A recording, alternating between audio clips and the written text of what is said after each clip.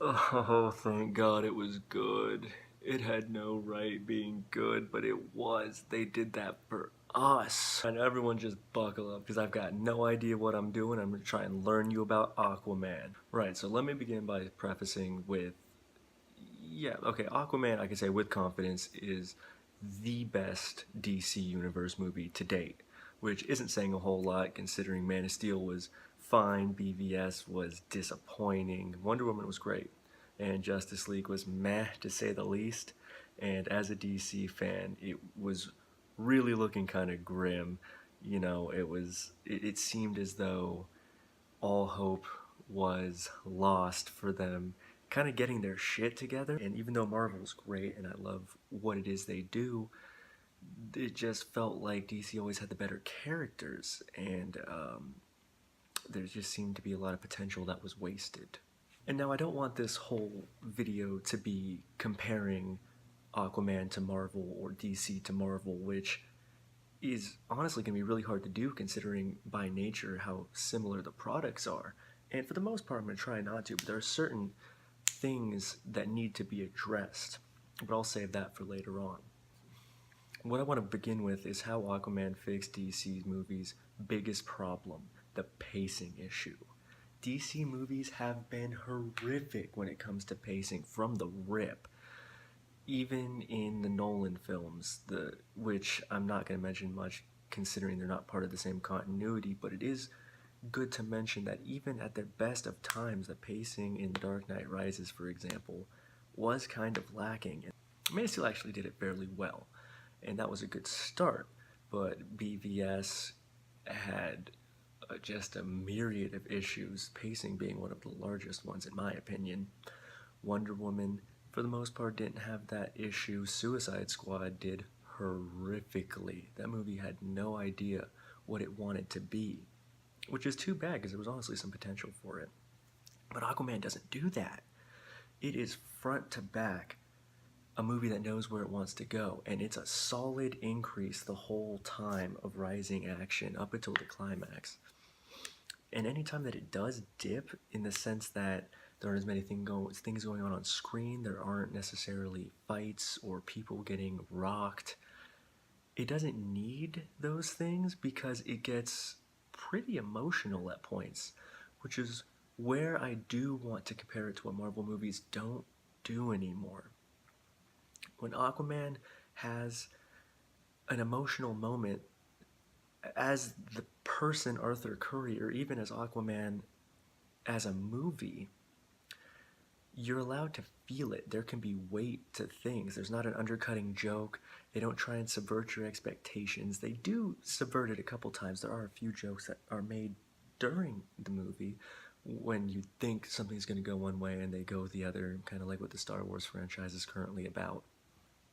But they're not overused like so many other franchises do currently. But none of that matters anymore because they've done it. They're back on track. They made another good movie. And they did it with Aquaman, somebody that nobody cares about. I really wanted to have something submerged to be like, oh, I love Aquaman so much. And it turns out that just, I don't. And I don't think anyone else really did either. I even checked online and there's nothing really for it. But that's all irrelevant. The point being is they made a good movie, and it was good on multiple levels, and what it was more than anything, what Aquaman was that other movies lacked thus far in both the DC universe as well as really the Marvel universe as of late, is that it was unique and it was a film first. It felt like it was meant to tell its own story and not just be a part of a larger ensemble. And sometimes that's more important. The thing that's important to know about DC movies is that their characters are gods amongst men. While they're meant to be relatable, they are not meant to be somebody that you could realistically be. They're supposed to be an ideal that you could aspire to. The same goes for their villains for the most part. Marvel likes to live in their, oh, what if there were superheroes in the real world? And that's awesome. But sometimes you just want some escapism, and this movie delivers that in spades. When there's the final climactic showdown between Arthur and Orm, you feel the gravity, but you also feel like two gods are clashing, and there's a certain epicness to that that you don't really find in movies as of late. Another thing that I've noticed about this movie and DC movies in general that are incredible and that Marvel does not do, impacts are vicious. When somebody gets hit in this movie, it hurts. It's not like in an Avengers movie when somebody gets hit and they collide into 4 different things and they roll around and they get up immediately. This movie is like impact with a solid object, and then the person's just lying there. And you get that sort of reaction when you see it because it looks and feels real. The most important part of this movie, and thankfully one of its best parts, is Jason Momoa as Arthur Curry. He absolutely nails it. Now, I know there's a lot of memes going on online about how he's just Bro Sidon, and he's just a big dumb idiot just bashing his head into problems, and how he's sort of just doing what Thor's about now. And that's true. All of it's true. And that's not necessarily a bad thing. Sure, he sort of emulates Thor, but he's not the same person. If anything, he is exactly what I thought Jason Momoa was going to be when he was cast, or before he was cast, I should say, which is Lobo. He's just Lobo as Aquaman. The one thing I didn't expect in this movie was how much compassion and overall empathy Aquaman could show for other people. Now, sure, in the beginning of the movie, it's very clear that he doesn't, and it sort of leads to problems for him for the rest of the film, but he grows over the runtime, and it's shown that he understands that he made a mistake, and he spends a majority of the rest of the movie trying to grow as a person.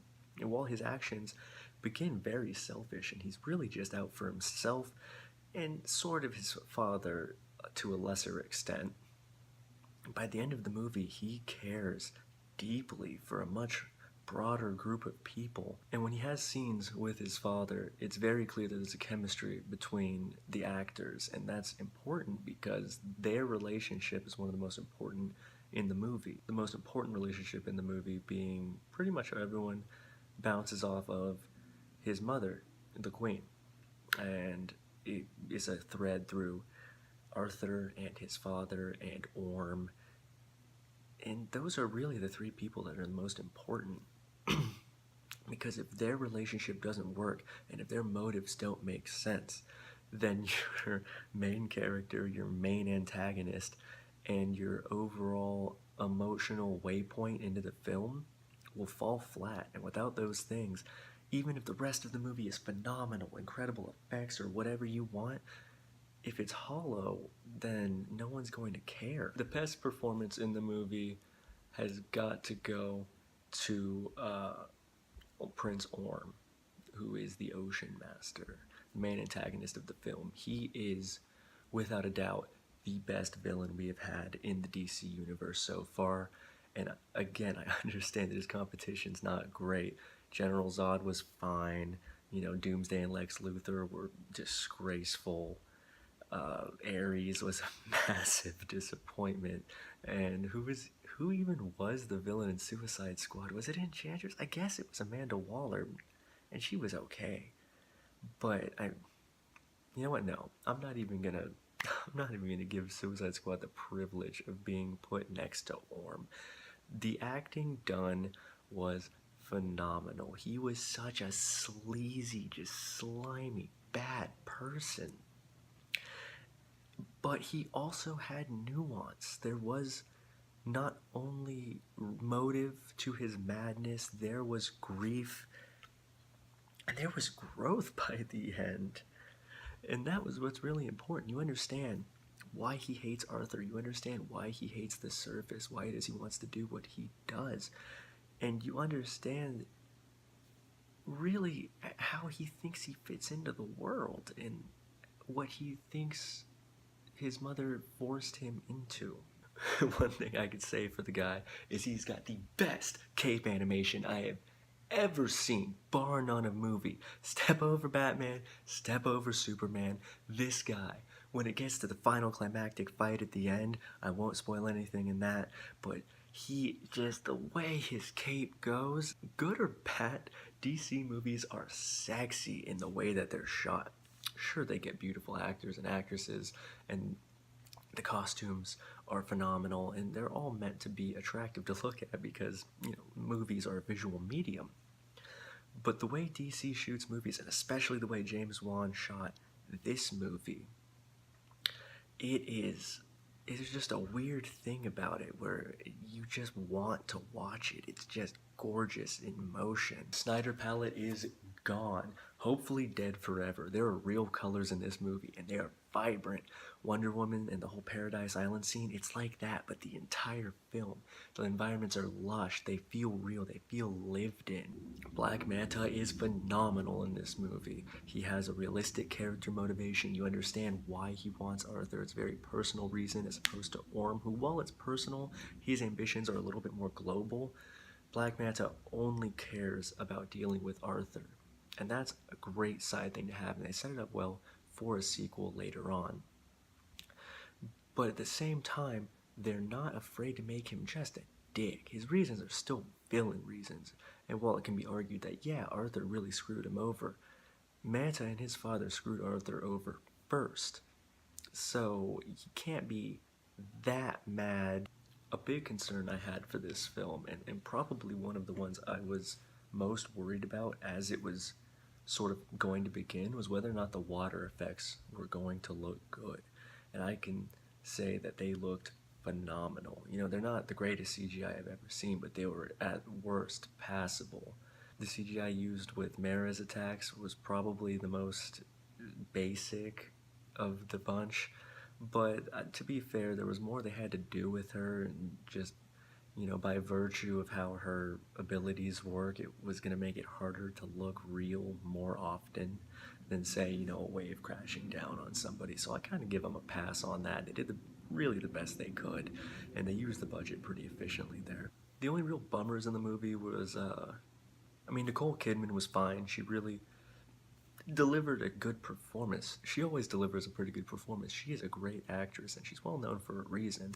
But it definitely felt like she had a little bit of a hard time emoting with her face, and I don't know if that's because she's had work done, or if it was just not the greatest role for her in that moment.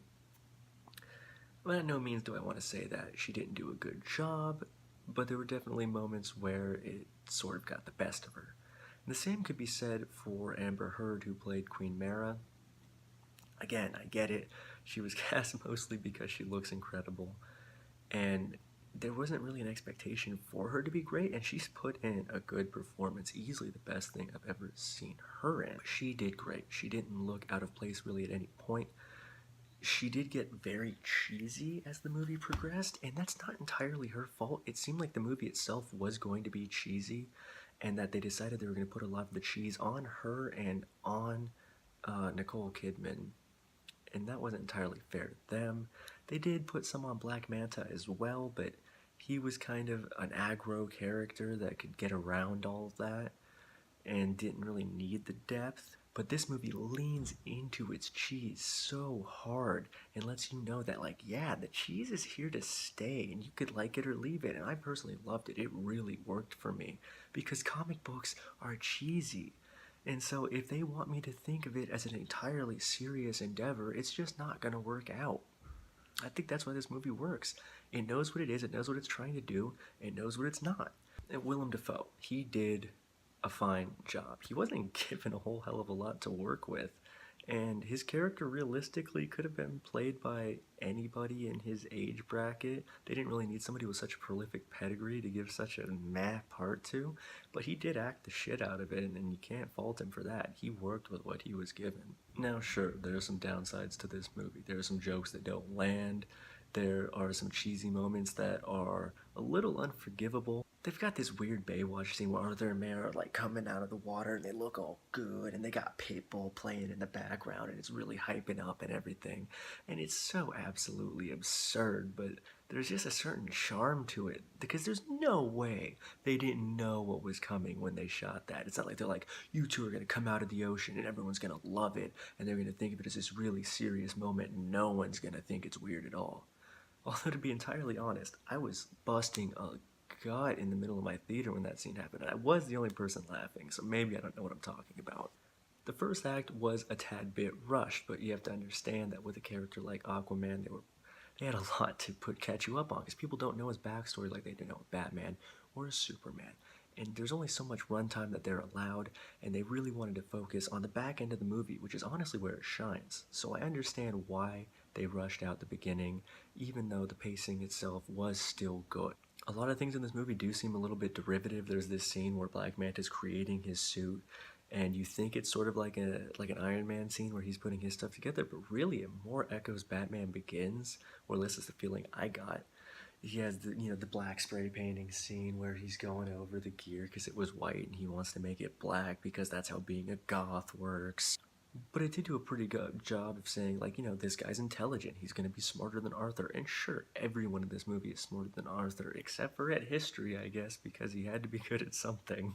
And that puts him at an interesting juxtaposition with Arthur, who really just tackles things head on and doesn't know any other way around them.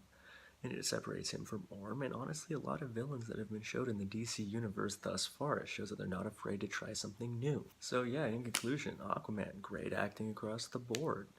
There was excellent cinematography. The pacing was phenomenal. There was emotional weight. They didn't try and undercut every moment with a joke. And when it got to the climax, everything was, for the most part, happy, even though it was bittersweet for a few characters. For all those reasons, and for it bucking the trend of DC movies being in the toilet, I'm going to have to give it a solid 9 out of 10. I don't really have anything else to say about it. There's a few moments that fall flat that keep it from being a 10, but, I mean, when a superhero movie wants it to be perfect, it's a good thing nobody's going to watch this, or it'd probably be pretty embarrassing. I have no idea what I'm talking about. I don't know how to edit. If anyone's actually sat through this whole thing, more power to you. Hi, Mom. I'm sure it's really just you.